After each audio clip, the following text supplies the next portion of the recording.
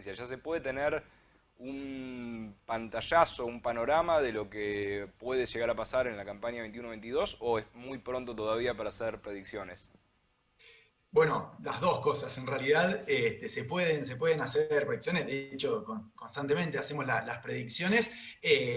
Van teniendo un mayor rango de certidumbre a medida que nos acercamos a la fecha, obviamente. Pero las predicciones van. Y uno está siempre muy familiarizado con un gráfico siempre de barras que muestra la probabilidad de cada uno de los eventos a lo largo de los próximos trimestres y va viendo qué probabilidad hay de un evento o del otro, y uno lo que va viendo es cómo evoluciona la temperatura del Pacífico, que es un parámetro que se pronostica como cualquier otro parámetro, pero al ser más estable es uno de los factores más, entre comillas, fáciles de pronosticar. Mucho más difícil es saber qué día de agosto va a llover en Marco Juárez que saber qué temperatura o qué anomalía de temperaturas va a estar durante el mes de agosto, durante el mes de septiembre, como superficie de agua de mar en la zona del Pacífico Central. Si comparamos esos dos parámetros, tratar de pronosticar ese tipo de circulación es mucho más sencillo. Ahora estamos bajo condiciones neutrales, es decir, que la temperatura está dentro del rango normal para esta época del año. Lo que se está viendo en la proyección es que a medida que nos acerquemos a la primavera y al verano, va a haber un enfriamiento de la zona del Pacífico. Cuando hablamos de enfriamiento, estamos hablando de un potencial riesgo de evento La Niña. ¿Ya está confirmado que vamos a ir a un evento La Niña en el próximo verano?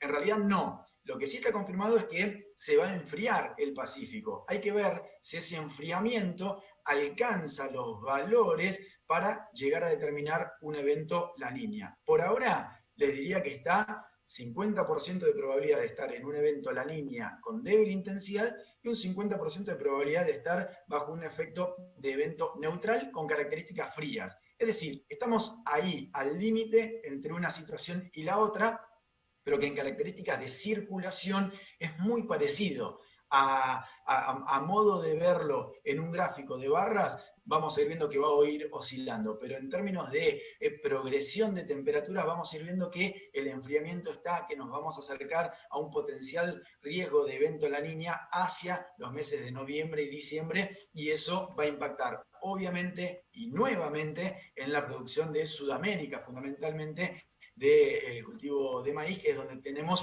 un gran impacto y fundamentalmente los grandes productores de maíz son los más afectados, Estados Unidos, Brasil y Argentina, como este potencial riesgo de un evento La Niña. ¿Podrías contarnos si se notan, digamos, síntomas claros del calentamiento global en los análisis que ustedes hacen? Digamos, esto desde lo productivo, digamos, seguramente afecte negativamente a otras zonas, pero desde lo productivo está afectando para bien a zonas, digamos, donde quizás llueve más de lo que llovía hace, no sé, 20, 30 años atrás.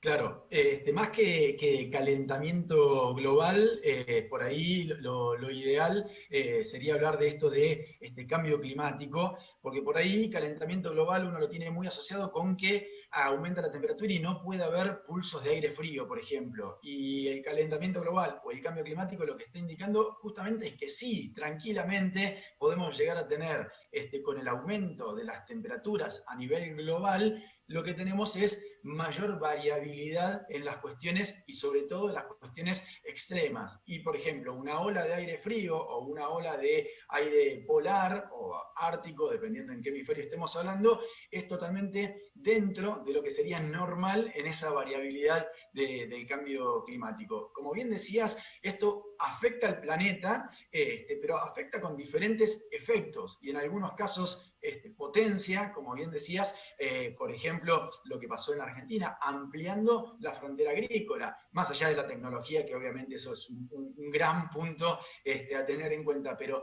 además de eso, si uno construye y revé cómo se fueron extendiendo las áreas en donde la producción mediante la cantidad de agua caída a lo largo de un año empezó a poder mejorar esa situación, bueno, se puede ver una expansión en ciertos sectores, nosotros, por ejemplo, pero en otros sectores eso genera un detrimento, al revés, una reducción del área de producción. Entonces, cada sector del planeta se ve afectado de diferentes maneras, en algunos positivamente, en otros negativamente.